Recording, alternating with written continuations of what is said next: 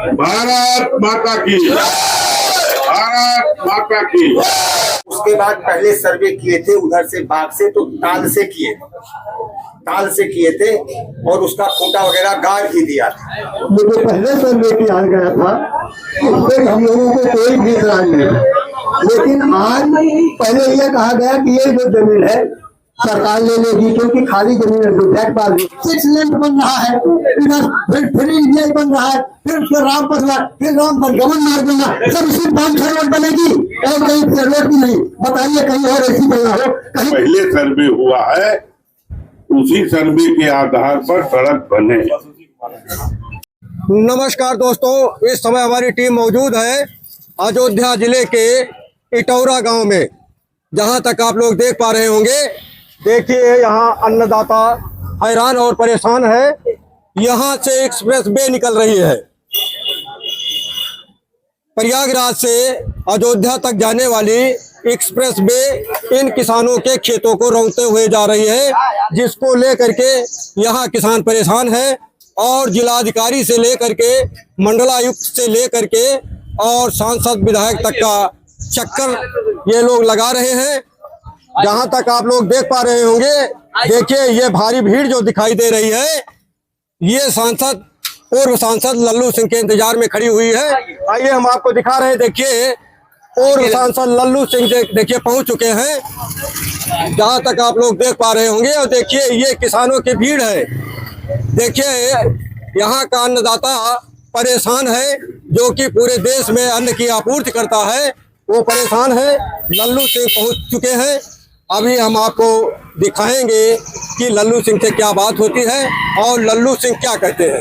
हमारे साथ बने रहिए। पहले यह कहा गया कि ये जो जमीन है सरकार ले लेगी, क्योंकि खाली जमीन है। ब्लैक पास जो है वो कोई जमीन बची नहीं, खाली सरकार ले लेगी। उसमें हम लोगों को मतलब डर या भय दिखलाया गया कि इसको ये किसी तरह से अपना लीजिए।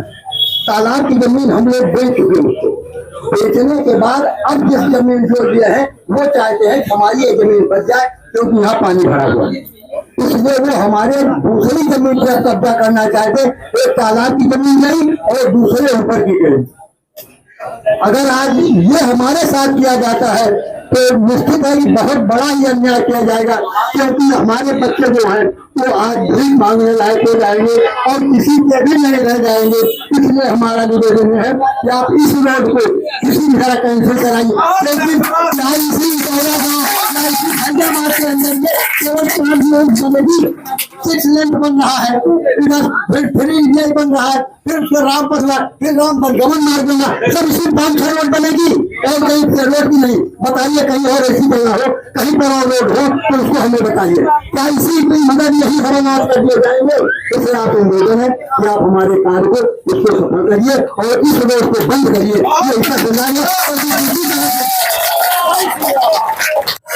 माननीय सांसद जी, यहाँ पर समस्त ग्रामवासी क्षेत्रवासी आप सब लोग एकत्रित हैं। यहाँ पर बड़ों को प्रणाम, छोटों को शुभ आशीर्वाद। हमारी बात ये है कि हमारे यहाँ जो ये रिंग रोड जा रहा है, एक तो ये राम पथ मार्ग जो है, एक्सप्रेस वे जो जा रहा है, एक तो ये राम पथ, ये भारत पथ जो जा रहा है, ये 41 फीट इधर, 41 फीट 45 फीट कर दिया। हम लोगों का कुछ न कुछ जमीन जा रही है, इसमें घर भी जा रहा है। उसके बाद पहले सर्वे किए थे उधर से बाग से, तो ताल से किए थे और उसका खूंटा वगैरह गाड़ ही दिए थे। उसके बाद हम दोबारा सर्वे, ये आप देख सकते हैं कि जो हमारी उपजाऊ जमीन जिसमें धान लगा हुआ है, इधर से ले जा रहे हैं। इधर से ले जाकर ये आया, सब लोग चिल्लाए इसलिए कि जो पहले सर्वे था उसमें अमूमन कृषि की जमीन कम जा रही, समझे कि नहीं आप?